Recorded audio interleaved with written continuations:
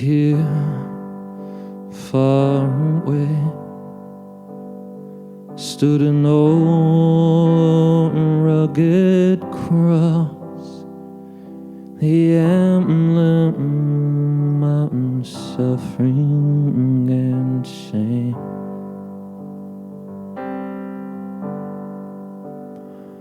And I love that old cross with the dearest and best, for a world of lost sinners was slain. So I'll cherish the old rugged cross till my trophies at last start laying down. I will cling to the old rugged cross and exchange it someday for a crown.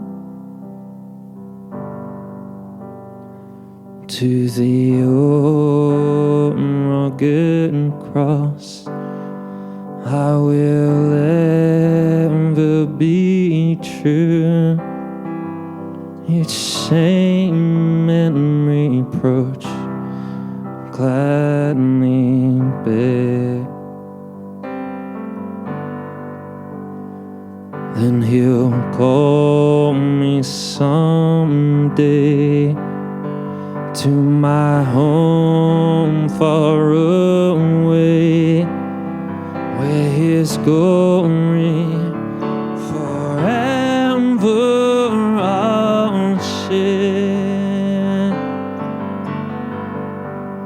So I'll cherish the old rugged cross till my trophies at last start laying down.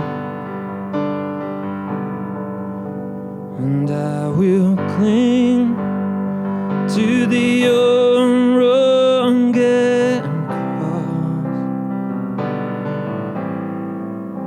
and exchange it someday for a crown. So I cherish the old rugged cross till my trophies at last start laying down. I will cling to the old rugged cross and exchange it some for a crown.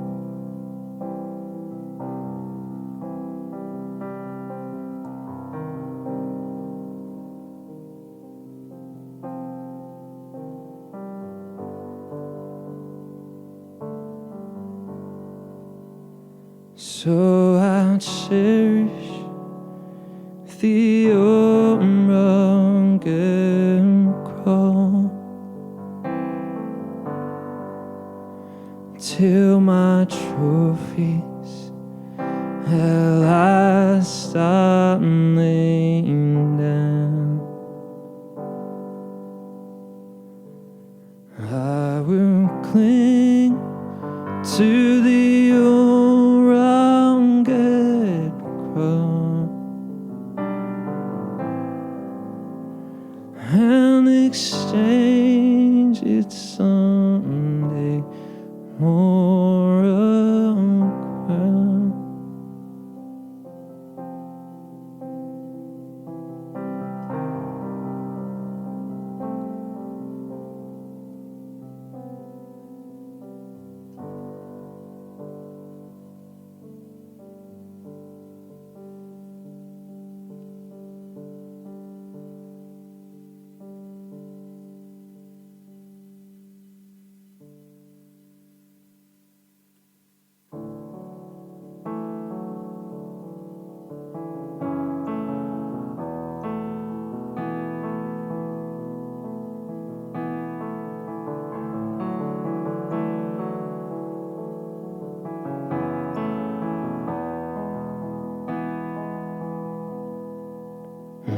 the cross upon your shoulders, the love for all mankind.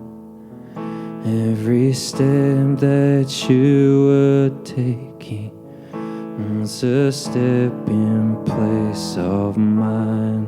On the scars that you endured, on the weight of painful sin, was salvation for this world to begin again. So just the cross is enough. Just the cross is enough. Just the cross is enough. Just the cross is enough. It was sin that separated, but your blood has brought me near. You came, God and man among us, to repair our brokenness. This is undeserved affection. I'm a trophy by your grace, overwhelmed by your forgiveness. There's no equal.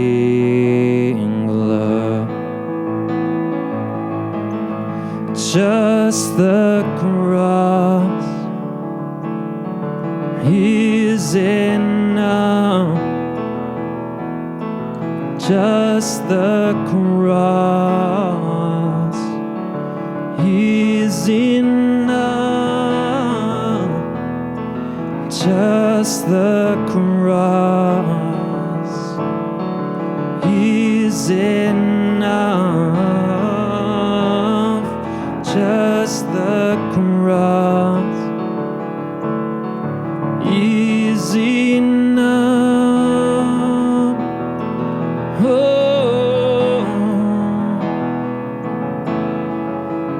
oh, yeah, yeah.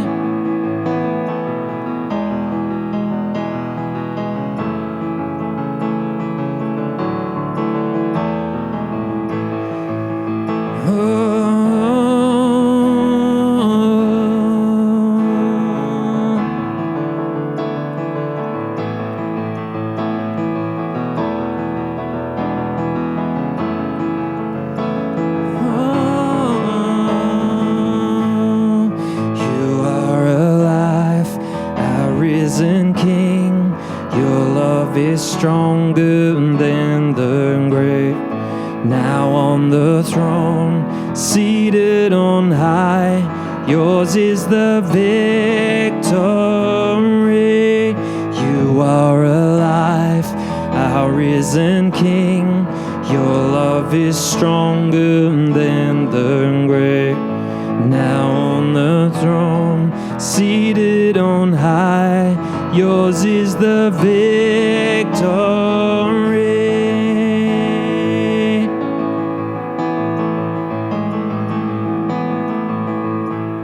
So just the cross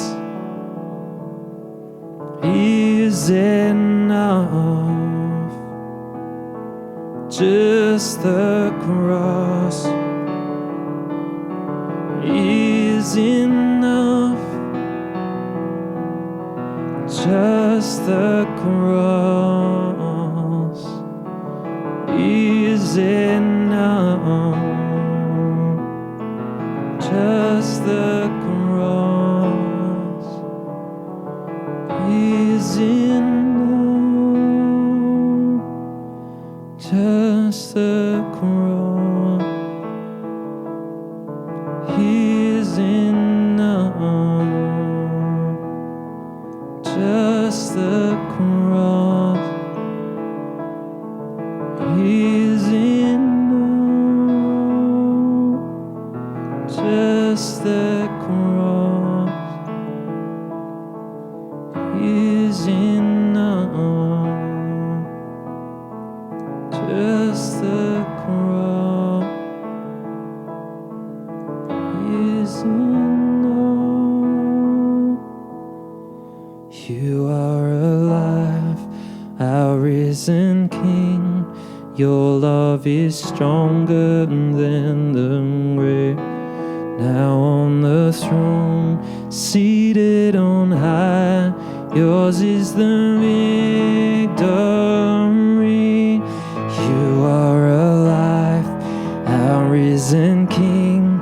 Your love is stronger than the grave.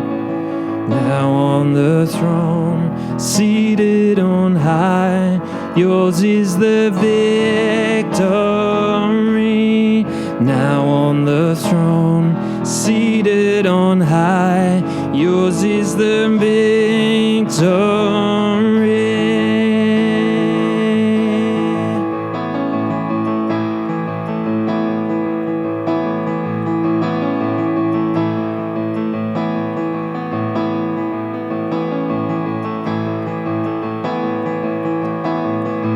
You are alive, our risen King. Your love is stronger than the grave. Now on the throne, seated on high, yours is the victory. You are alive, our risen King.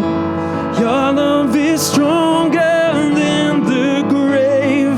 Now on the throne, seated on high, yours is the victory.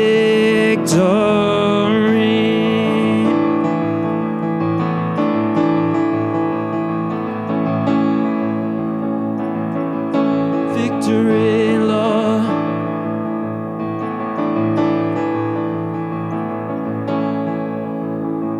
Yours is the victory, Jesus.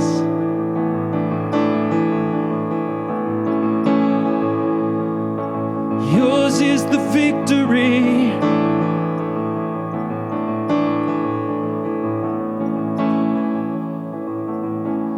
Yours is the victory.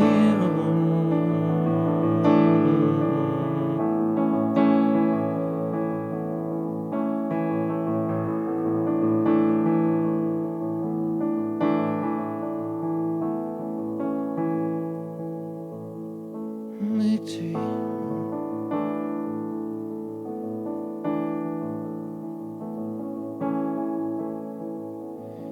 Yours is the victory.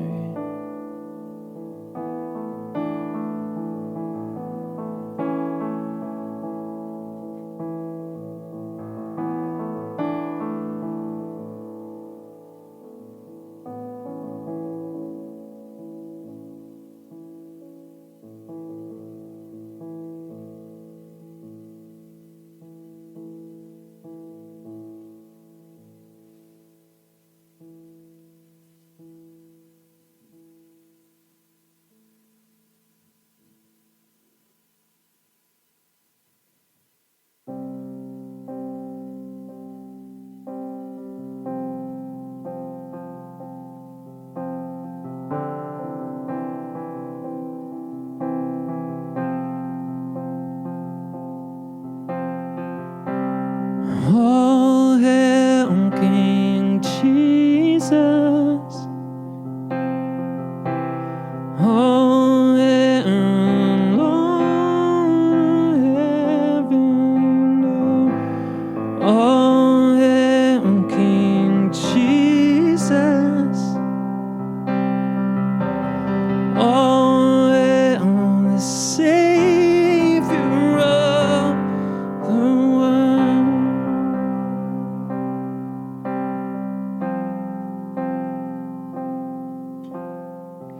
There was a moment when the lights went out,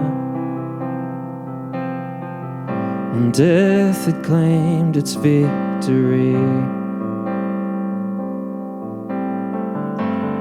King Love had given up his life, the darkest day in history. There on a cross they made for sinners, from every curse his blood atoned. One final breath and it was finished, but not the end he could have known. For the earth began to shake, and the veil was torn. What sacrifice was made as the heavens roar.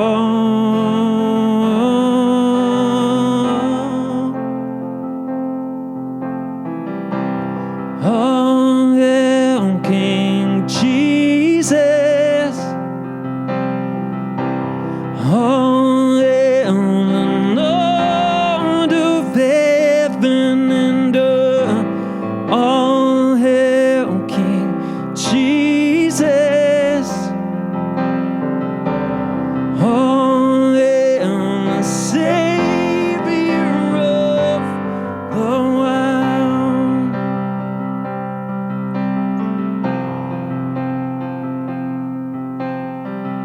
There was a moment when the sky lit up, a flash of light breaking through. I knew it was lost, he crossed eternity. The King of Life was on the move. For a dark old tomb where our Lord was laid, a miraculous spread, and we're forever changed.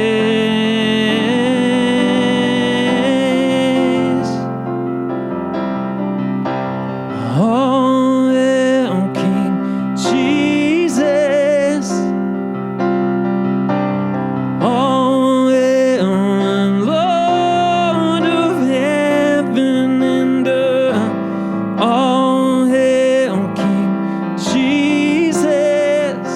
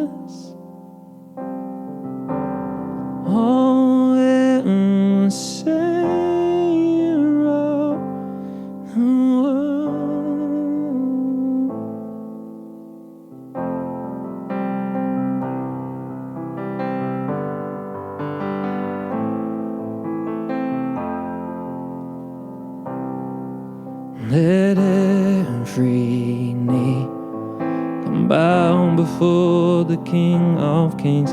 Let every tongue confess that He is Lord. Lift up your shout.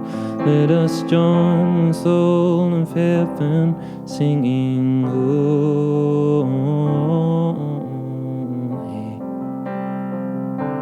singing holy,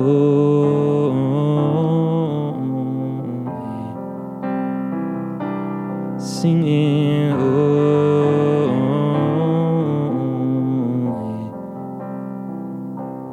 singing holy.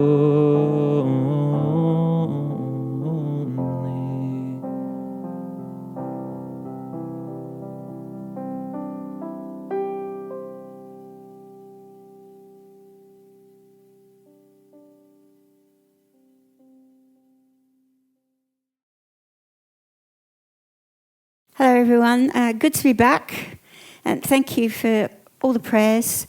I really appreciated it. I'm getting better. Still a bit wobbly, but getting much better. And I really do appreciate your thoughts, texts, and contacts, and thoughts and prayers. So thank you. And yeah, it's very good to be here, back on my feet. I grew up learning about heroes and heroines, like real ones, not Superman and those guys. In fact, growing up in London, I wasn't really exposed to anything American until I came to Australia. But real heroes and real heroes. My mum used to buy, I have two brothers who are younger than I, and my mum used to buy us a book each week, a little ladybird book on historical figures. They were inspirational stories. They wasn't Thomas the Tank Engine, with their history books. So it instilled in my brothers and I a real love of history that the three of us still have to today. And we read these stories, and a lot of the stories were about ordinary people who did extraordinary things. So it instilled in us too inspiration, looking at what ordinary people chose to do in times of peril or not. And for us, the Bible is full of heroes and heroines. The Bible was not part of my growing up years, but although some of the ladybird books that we had were about some of the biblical characters, so David, Esther, Ruth. So God, you can look back and see how God has planted something in you from an early age, even though it's not part of your family, DNA or faith. But the Bible's, and these books too, these history books, when we read history on any level, they're stories of frail, imperfect people accomplishing deeds far beyond their capabilities. Men and women finding courage in the face of adversity for both themselves, their families, their friends, and even for strangers, like the Good Samaritan that we read in the Bible, even strangers and even for nations, that something in them can rise up. We all have favourite biblical characters, I think, that continue to inspire us millennium after they have died, because the Bible is not dead and it's not finished. Exploits and deeds, miracles are still being written. The book of Acts is still being written.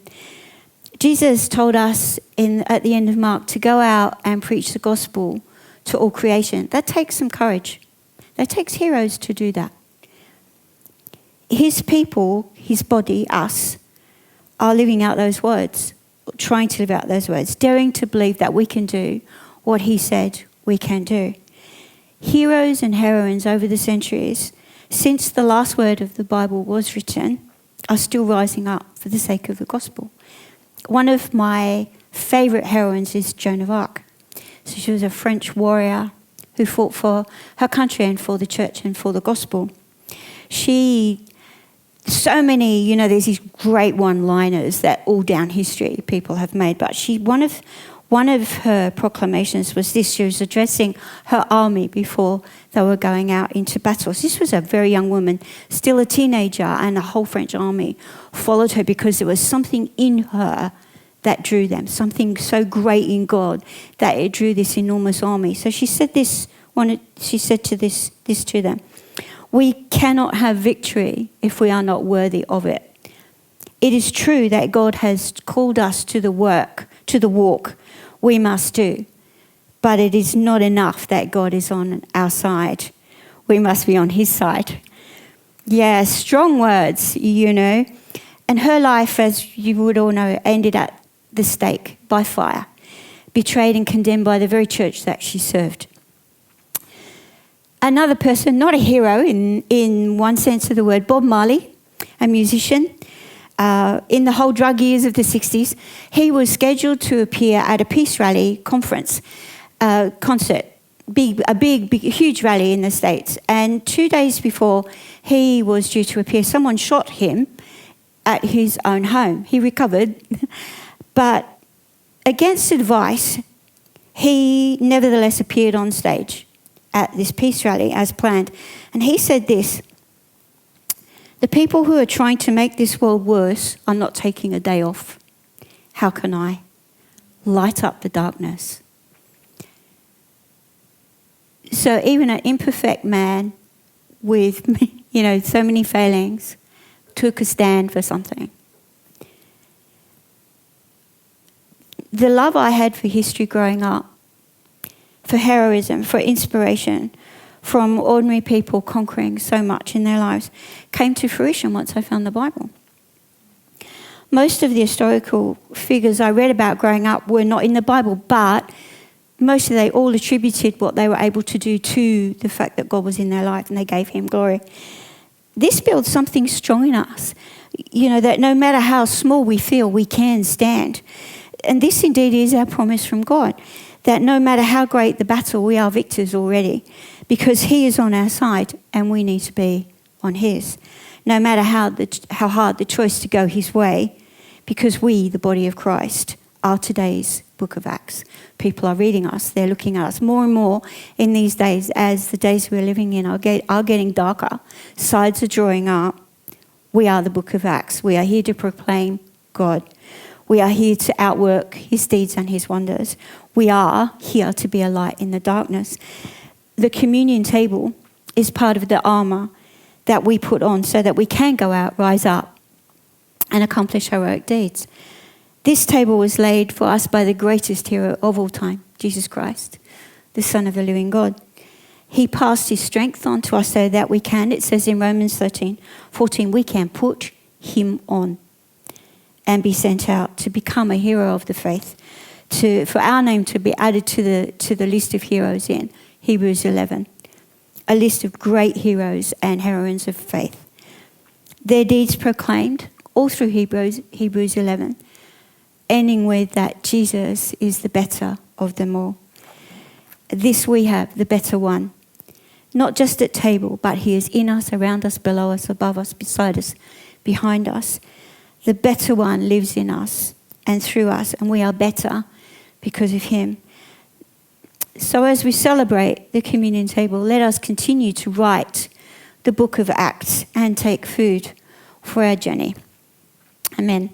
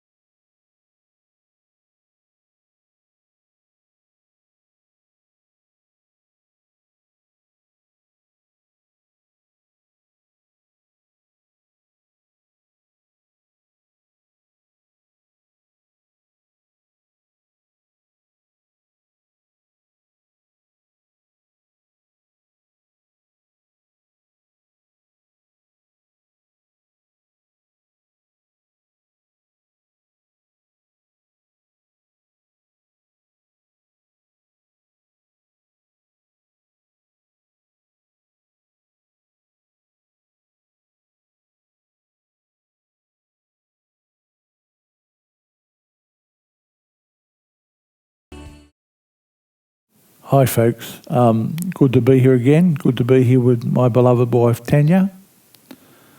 the heartbeat of our family.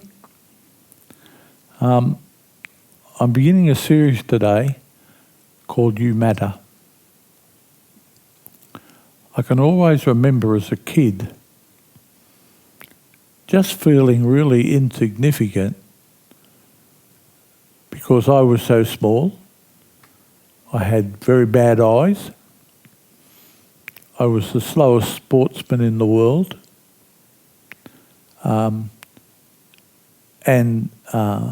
Academically I was smart, but lots of things were funny growing up.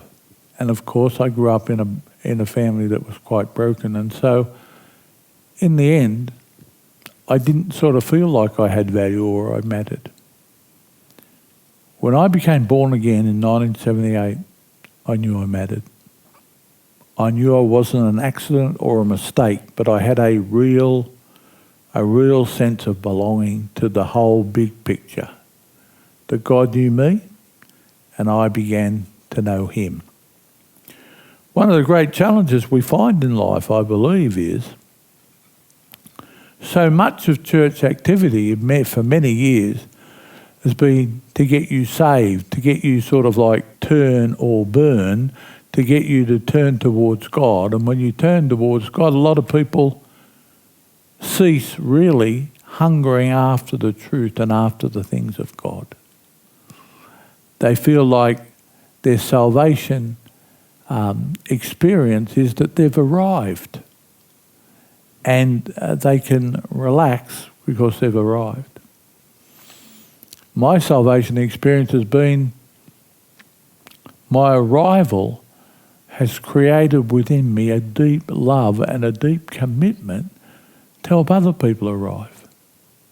But not just arrive to be saved from the fires of hell, which is not a bad reason to be saved, but that they would know that they matter, that they have value. We have been, and this church has been in the healing ministry for decades, working with the most broken people. And I would say to you that the pandemic has highlighted the brokenness of our society. And so most people come not really valuing themselves or feeling like they have anything to offer. Now, they could be braggarts at the beginning, they could be big-noting themselves, they could be doing all this sort of stuff. But when the lights go down and when they face some things in their life that need facing, you find a lot of people don't really believe like they deserve the free gift of sonship and daughterhood that God offers them. In Psalm 139 verse 14 it says, I will praise thee, for I am fearfully and wonderfully made. Marvellous are thy works.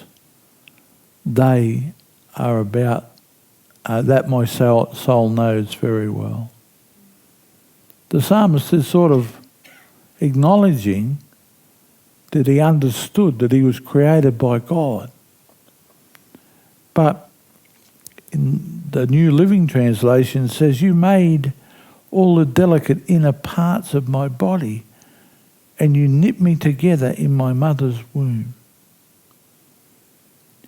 Fearfully, verse 14 says, fearfully and wonderfully made. One of the things I think about having children is they come, when they're born, they're the complete package. You see all their little fingers and their fingernails. And Sarah White was here, and she's got about 6 or 8 weeks to go with her baby. And she had an ultrasound picture that was taken in 3D. And you could see the little baby in her womb. And so when you see the baby born, you won't be surprised because you know what it looks like already. So you see the beauty and the wonder of that. So we go from the beauty and the wonder of that to the I am rubbish, or I am hopeless, or I'm no good, or my life is never going to be happy. See, The reality is we see 51% of marriages end in divorce. And that's a lot. Because that presupposes that if those people marry a second time, that's going to be happy. And there's no guarantee of that. And we get to the stage, don't we, in our life where in Australia and in the Western world, we can get to the point where we even worship celebrities. And you've only got to walk in the newsagents and see the magazine section and see the headlines of lives that are being put up to us as being celebrities. Many times we don't know these people before that. I remember that when I was managing shopping centres, I hosted the Mr. South Pacific bodybuilding contest. And part of the show of that was Paul Graham, who was famous for carrying a small horse up a stepladder and wrestling an alligator. I was never sure if the alligator was alive or dead when he was wrestling it. I never knew. But his very good friend was Arnold Schwarzenegger. Now, Arnold Schwarzenegger wasn't known. He was just got the odd photo in a muscle magazine. Now, of course, he was governor of California. He was the Terminator 1, 2, 3 and 4. He was Arnie.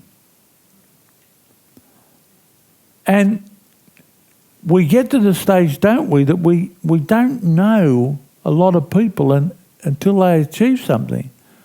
Like in 2007, Barack Obama was a very junior senator from Illinois, and he announced he was running for president. You know what people said? Barack who? No one knew him. But he was known by the party machine that made sure that he got elected. Prior to Tuesday, September 11, 2001, life was normal in New York City. And the World Trade Center stood there as a testament to American success. That is until 4 airliners were hijacked by 19 Al-Qaeda operatives. They crashed into the Twin Towers, 2 of them, and both 110-storey towers collapsed. There were nearly 2,996 people killed, including the 19 hijackers. Before that, I'd never heard of Osama bin Laden. I never heard of Al-Qaeda. I never heard of Islamic terrorists. I never heard of the Taliban. So they didn't matter because they weren't known. Now their names are household names. The world eyes were not on Lower Manhattan in New York City prior to 9/11. Now, of course, there's a memorial there where each of those 2,900 people's names are etched on plaques around memorial pools. All of a sudden, thousands are lost, and the world's focus comes on those 2 buildings because there were hundreds of firefighters killed, hundreds of policemen killed. There was one girl, Janelle Guzman, No one had heard of her prior to 9/11, but on September the 12th, when they pulled her body out the rubble, and she was one of just a few people alive. She was, in fact, one of the last 18 that were saved from the building. Their names of the lost are inscribed in bronze in Greenwich Street, New York City, the 2,996 people. The Chilean mining accident that began the afternoon of August 5th, 2010, there was a significant cave-in in the 120-year-old San Jose copper gold mine. It buried 33 men, who become known as Lost 33. They were trapped at 2,300 feet down, underground, and about 3 miles from the mine's entrance. And people thought they all had died, and that they were trapped by a collapse and they'd starved to death before they were rescued. But soon every reporting agency in the world switched on and watched for 69 days until October the 13th, 2010, where all those mourners were brought to safety.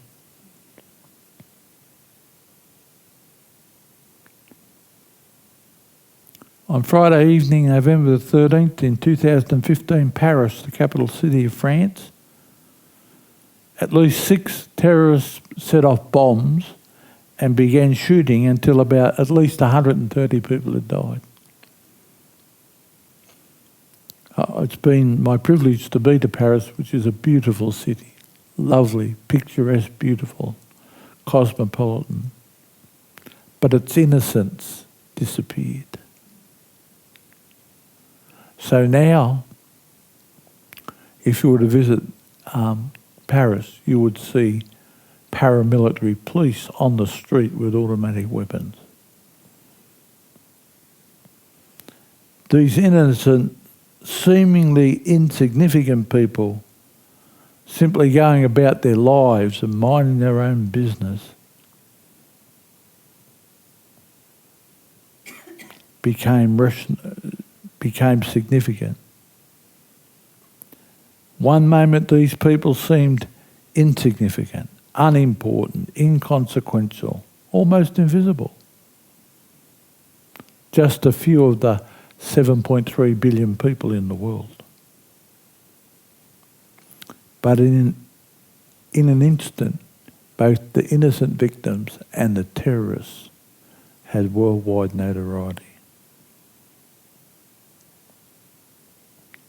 And that's because some exponential event happened and took place in their life, which brought them into public notice. The world stopped for a second to notice them. But we need to understand today that people that you and I bump in every day, that we pass by, people that we pay attention to, and people we choose to ignore, are all made by the God who made us. And they are fearfully and wonderfully made. Every single living person on the planet matters to God. In Matthew 10 it says, "What is the price of 2 sparrows? 1 copper coin, but not even a single sparrow can fall to the ground without your Father knowing it. The very hairs of your head are all numbered." I'm giving God a much easier job these days than I did when I was young. So don't be afraid. You are more valuable to God than a whole flock of sparrows. Not only is every sparrow important to him, but also every single hair on the head of every single person on earth matters to him. It was not the nails on his hands and feet that held Jesus to the cross. It was his love for you and me that held him there. There was an attitude that Jesus had. It's an attitude and mindset that not every Christian, I believe, in the world understands or participates in. People mattered to Jesus. They mattered to him. The adulterous woman that was thrown down at his feet mattered to him. The little children the disciples tried to push away mattered to him. The widow who left the smallest offering at the temple mattered to him. His friend Lazarus, who became sick and died, mattered to him. People mattered to him. And you need to know today, beloved, that you matter to him. You matter to him. I talked last week a bit about Tania and my visit to the Philippines. We took with us a lady from our fellowship who was very proficient in sign language, deaf sign language, and she came with us and we visited an orphanage for deaf people. Now, I don't know what year we went to the Philippines, Tania, but it'd be 20 years ago.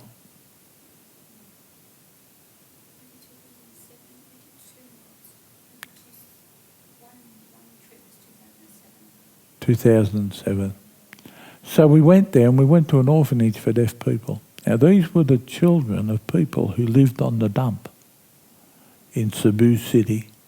This dump was humongous and they lived there and they got their food and earned a living by picking with a hook through the rubbish. And the rubbish was hundreds of metres high, like a mountain.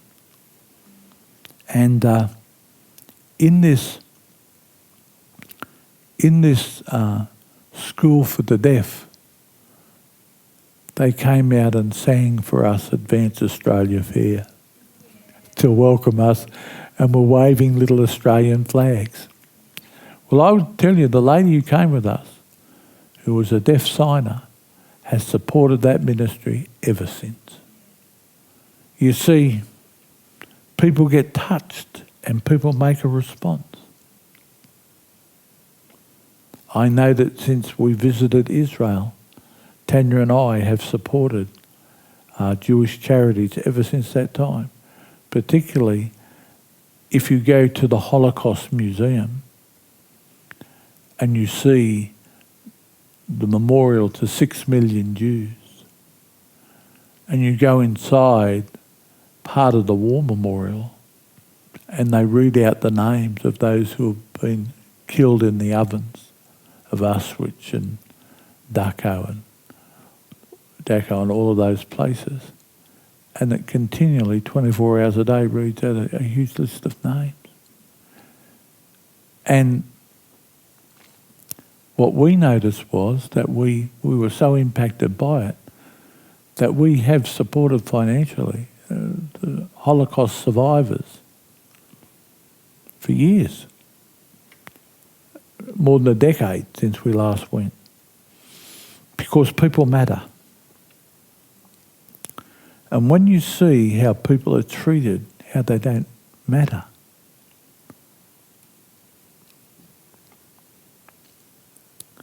and how you see people in foreign lands giving up their life for people who don't matter.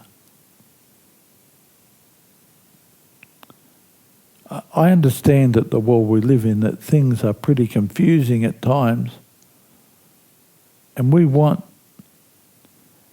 at times we want to hurt people that hurt others, but God wants us to see that everyone matters to him. I can't even share today, and I shouldn't share today, some of the things that have been relayed to me recently.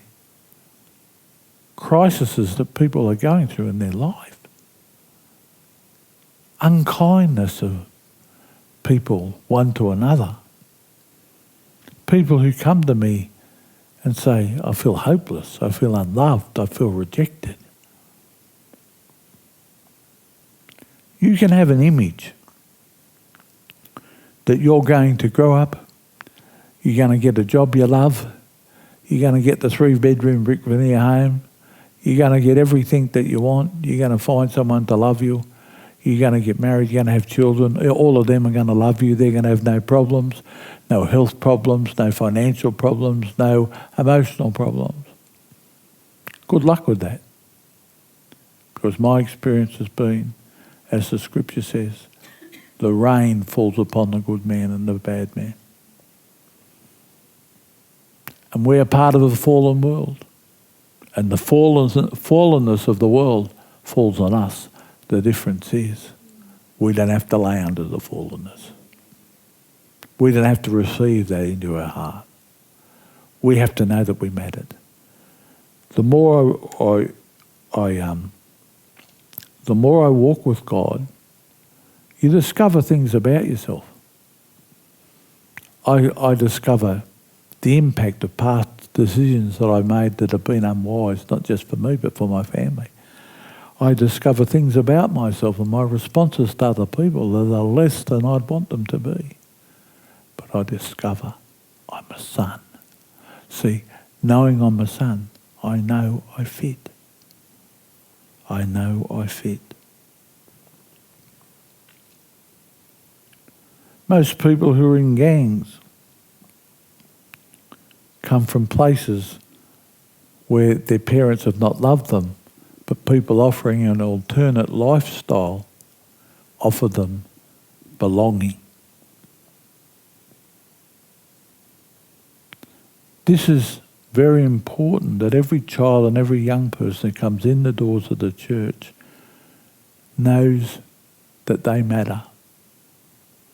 This is a very kind church to children.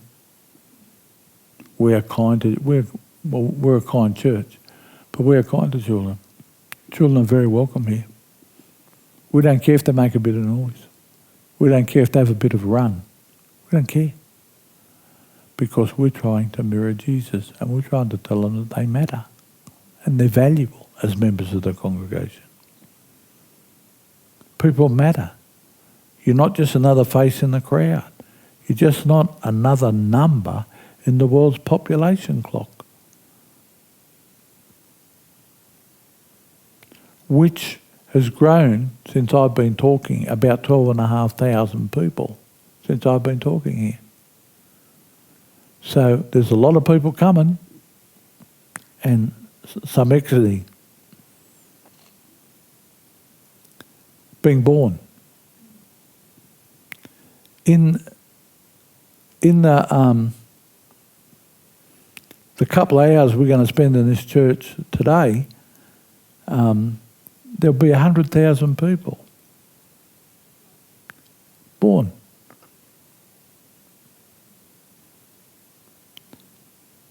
So you need to understand something. It's just not important to us when a tsunami or a bomb, or when you become a movie star or a sports star, go Heather go, that, or president or prime minister of this country, you matter right now, exactly where you are, who you are, you matter. Your existence is not insignificant. You have value. Your life means something to all of us.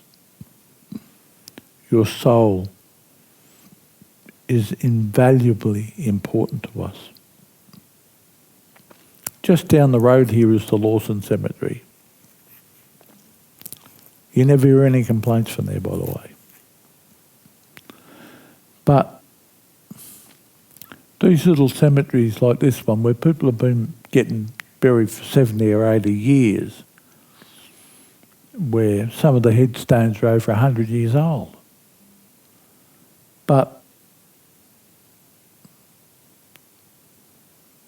I'm sure that if I said that no one here would know a name on those headstones, more than likely. But if you go down there, you'll find the lawn mowed and the graves tended and old flowers thrown away and new ones put on the gravestone. you'll find that where gravestones have fallen over, someone's put them back up. There's a significance. These people who've been gone for generations apparently still matter, at least to somebody.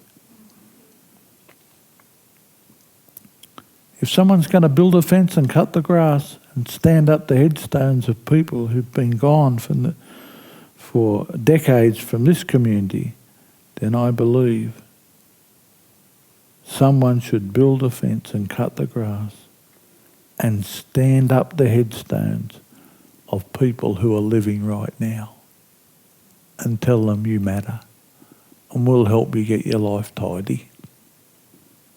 We'll help you get things in order. We don't want a 9/11 or a tsunami or Paris, France. We want to say you matter. I'm getting a banner made this week with you matter on it. I'm going to put it up out the front. To genuinely say to the people who pass by here, who walk their dogs here every day, that you matter. You matter to this church. You're not just a number. You're not another passing car. You're not just traffic. But to us you matter. Your family matters. Your marriage matters, and your kids matter. Where you're in your life, you matter to us. The whole mission of this church is to run restore programs so we can help people deal with their past and deal with the things that have happened to them and the things that they've done. Good or bad, pretty or not pretty, skinny or not so skinny, young or old, single, married, divorced, widow. Can I say, even straight, bi or gay, you matter. You matter to God.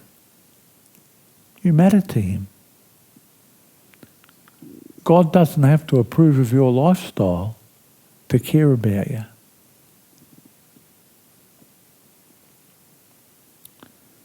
The colour of your skin doesn't matter to us and doesn't matter to God. Your past religious experience doesn't matter. Whatever religion or doctrine you hold on doesn't matter. Love Jesus or hate Jesus, you matter. We care about you, and you hang around with us, and we'll demonstrate that care. You'll be able to see it.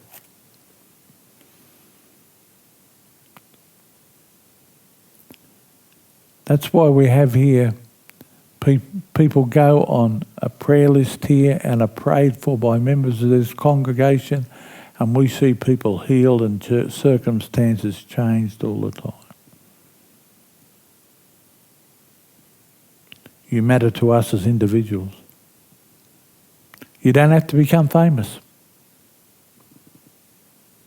Heather Cordingley doesn't have to become head of the Cordingley family.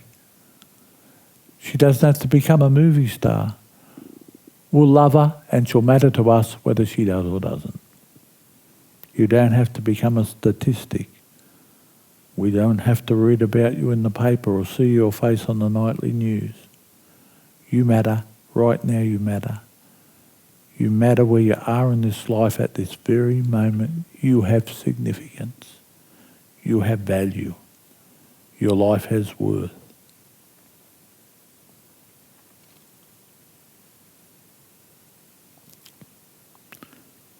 You know, people who have faced tragedy in their life, they have to first realise they matter before they can move on from it.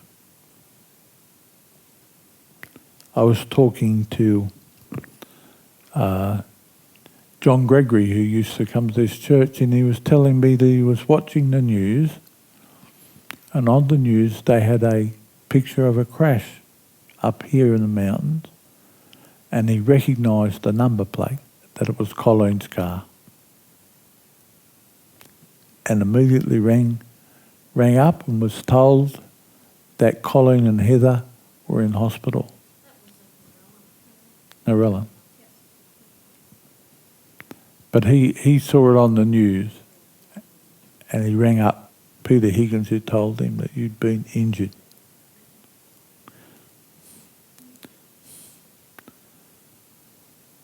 you, in order to pick up where you left, in order to get your life back, and consequently your walk with God back, you need to know that you matter, that you're important. I'm about seeing people's lives change, because I don't believe that you can encounter God and remain the same. You can't. When you meet the eternal, ever-living God, the creator of the whole world, when you meet him, you'll change. And you'll change and you'll keep changing.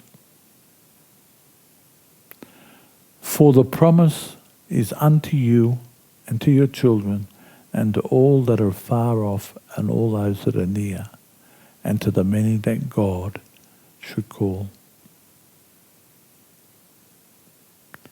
That's the promise made through the Apostle Peter to everyone on the planet, that they matter. I'm looking for the miraculous in your life. I'm praying for his providence and blessing in your life. I'm believing for amazing things in your life. Your life is significant. Grace sees your past, but it's concerned with your future. I pray the blessings of God would overtake you, would fill you and overtake you. Amen. What? Oh yes, our subscriptions are at 99. We want to push them over 100. So can someone subscribe who hasn't? Thank you.